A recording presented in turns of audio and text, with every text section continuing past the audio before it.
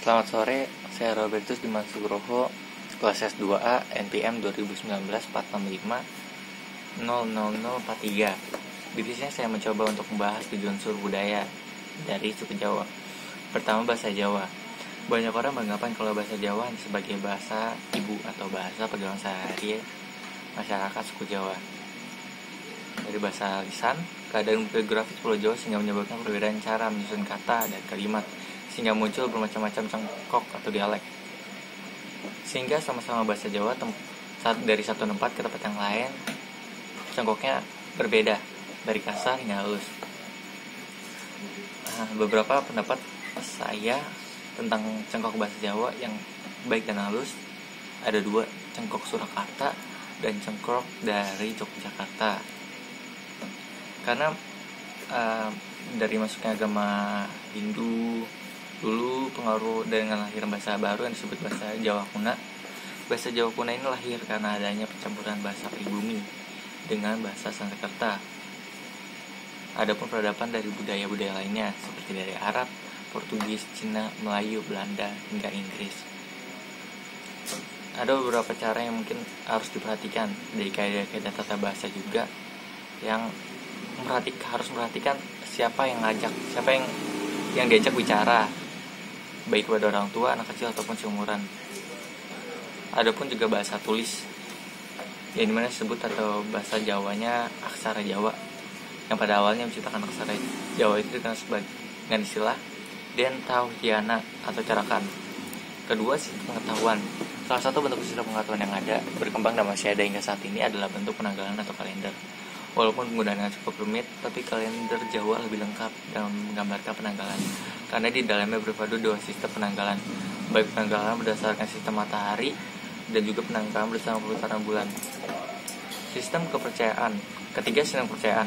Agama Buddha dan agama Hindu setidaknya bersangkutan lebih lama mengaruh alam pikiran dan praktek pada orang Jawa sebelum agama lainnya. Berbagai upacara yang hingga kini pun masih jelas kelihatannya pada manusia Jawa yang menghayati kepercayaan pada Tuhan Yang Maha Esa. Penghayatan mereka sedikit bercampur dengan sejumlah upacara keagamaan yang lebih banyak berbau tahayul daripada tata cara yang bisa didekati dengan cara rasional. Ini bisa dijumpai dari upacara perkawinan, kelahiran, kinatan, dan kematian. Keempat, sistem mata pencaharian. Pada masa Hindu-Buddha, sumber pendapatan kerajaan di Jawa Tengah pada zaman masa Hindu berasal dari bumi dan pajak. Berbeda dengan di Jawa Tengah, Jawa Timur merupakan zaman yang lebih maju. Ternyata sudah mulai meninggalkan bangunan-bangunan purbakala yang cukup banyak. Namun ini berarti bahwa pengeluaran kerajaan untuk urusan keagamaan masih tetap menduduki tempat yang tinggi.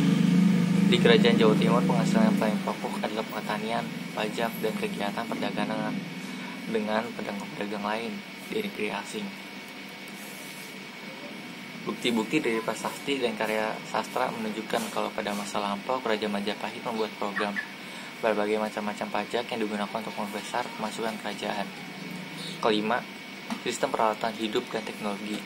Sistem yang timbul karena manusia mampu menciptakan barang-barang dan sesuatu yang baru agar dapat memenuhi kebutuhan hidup dan membedakan manusia makhluk hidup lainnya.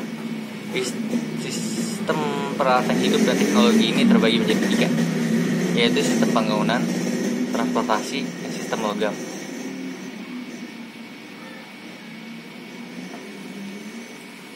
Keenam, sistem kemasyarakatan. Dan sistem kemasyarakatan ini akan dibahas mengenai beberapa lapisan. Pertama, dari ningrat atau bendera adalah kelas tertinggi dalam masyarakat Jawa, yang pada tingkatan ini biasanya diisi oleh para anggota keraton atau kerabat-kerabatnya. Lapisan kedua dari priai ini sendiri konon berasal dari dua kata bahasa Jawa, yaitu para dan nyai, atau yang bisa disebut kaum terdidik. Biasanya kaum priai ini terdiri dari pegawai negeri sipil dan kaum terpelajar yang memiliki tingkatan pendidikan yang lebih tinggi daripada orang-orang sekitarnya. Lapisan ketiga yaitu santri. Golongan ini tidak hanya merujuk kepada seluruh masyarakat Jawa yang beragama Muslim, tapi lebih mengacu kepada para Muslim yang taat beragama. Lapisan keempat, wong cilik.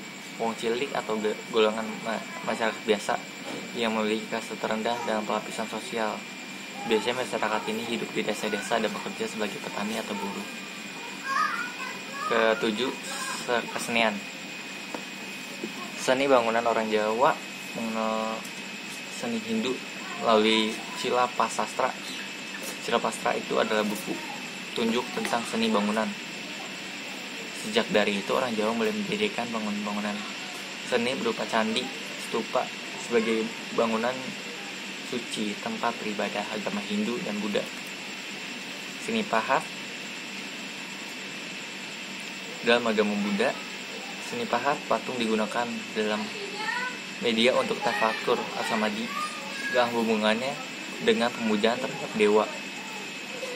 Kota Jepara dan sekitarnya merupakan pusat pengembangan seni ukir yang lestari hingga saat ini. Hal ini disebabkan karena seni ukir Jepara banyak digunakan untuk perabotan rumah tangga. Daerah Jepara sekitarnya banyak menghasilkan kayu jati sebagai bahan bakunya. Gaya seni Jepara luas dan cantik. Kiranya itu. Terima kasih.